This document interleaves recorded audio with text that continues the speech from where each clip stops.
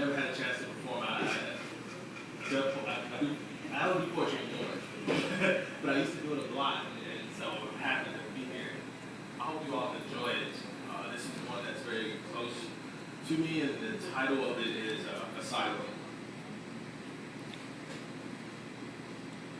Cell phone turned off. Keys and wallet locked in a box.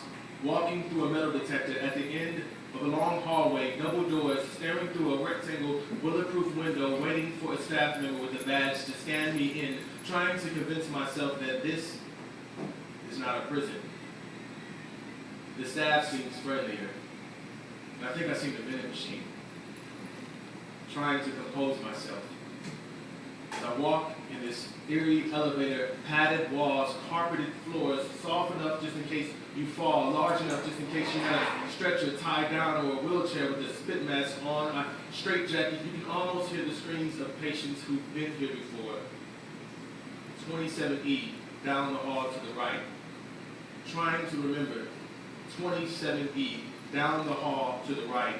Amidst all of the emotions of just leaving home 3 hours away, just to get on the phone and hear my next door neighbor say, I can't tell you something like this while you're about to drive back at night.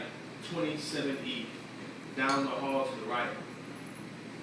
Trying to convince myself that everything is all right, looking down the corridor and everything's all white. I push the button doors open, I look around, I don't see her.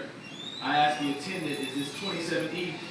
She says, yes, you need to sign in right here. Who did you come to see? My mother, Barbara Stanton. Saying her full name was the first moment it registered to me. Something's wrong, considering I'm so used to just calling her mom. She's in the room. I'll go get her. She says nonchalantly, as if she belongs here. I'm trying to look for my mother, at the same time process what's going on here. Trying to read this lady and larger than normal nurse's man sitting next to her, who's obviously some sort of makeshift bodyguard who's there just in case things get out of hand, his expression, to determine if when I leave here these people are treated the same. There she is. I tell her you've lost weight. As the normal pleasantries were foreign in my family, that was my attempt at acting like everything is okay. She seemed in good spirits, almost as if she came to see me.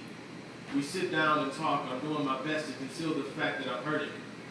We talk as if we're not here. Apparently the adjustment in her schizophrenia, paranoia, deep depression medication, and her being forced to take it is working. She's looked down. She looks down, and the deep scar in her neck becomes visible. I almost forgot why I was here, and I was suddenly reminded why. And that image of 48 hours earlier, she was hysterically crying in the street with 3 hangers tied so tight, and around her neck you could see it bulging from her eyes, screaming, let me go. God is erecting me. I just want to die. Visitations from 1 to 3.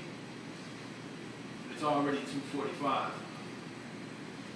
Conversation precedes the fact that I'm glad that she's alive.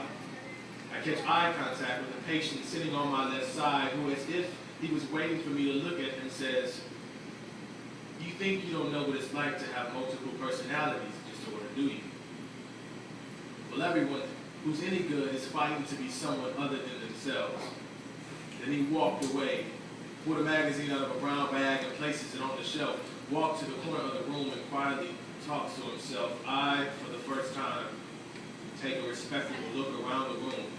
Beyond the peripheral glance given to a homeless man at an intersection with an amputated leg on the eve of a storm you're certain he'll be caught in, trying to console yourself, referring to that Oprah special you've seen years ago, thinking maybe he's got a car parked around the bush and a huge home. Well, not every homeless person is running a scam. And as I looked around the room, I realized that not every mentally ill person is crazy. I thought of how my mother told me the story of when she was younger. She actually worked in a psychiatric center for children, which some call an asylum. She was fired because she actually took the time with patients and communication to identify with them. And she told her supervisor, look, they're listening, listen, they just want to be heard. And she said, I'm sorry, you don't do that here. It's dismissive.